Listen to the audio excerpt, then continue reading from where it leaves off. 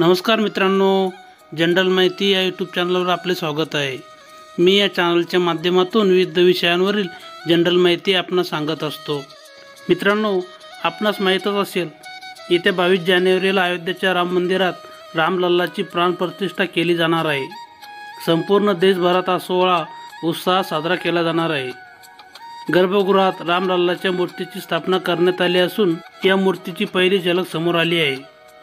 प्रभू श्रीरामांचं बालरूप डोळे दिपवणार आहे। आज आपण रामलल्लाच्या या मूर्तीची काही वैशिष्ट्ये बघणार आहोत।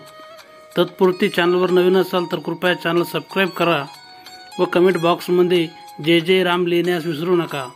मित्रांनो, म्हैसूर येथील प्रसिद्ध मूर्तिकार अरुण योगीराज यांनी रामलल्लाची मूर्ती घडवली आहे। या मूर्तीची काही खास वैशिष्ट्ये आपण बघणार आहोत, तर चला सुरू करूया।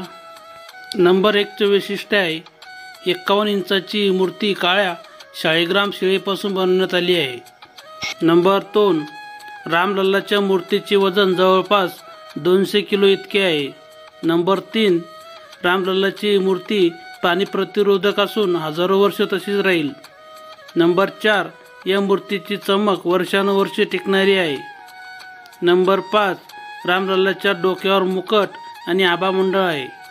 नंबर 6, श्रीरामाचे हात गुडघ्यापर्यंत लांब आहे। नंबर 7, मूर्तीत 5 वर्षाच्या मुलाची बालसुलभ कोमलता दिसून येते। नंबर 8, कमळाच्या फुलावर उभे असलेली मूर्ती व हातात धनुष्यबाण।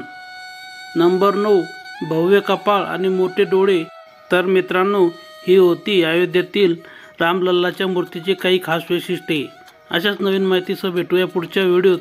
तोपर्यंत सगळ्यांना जय हिंद।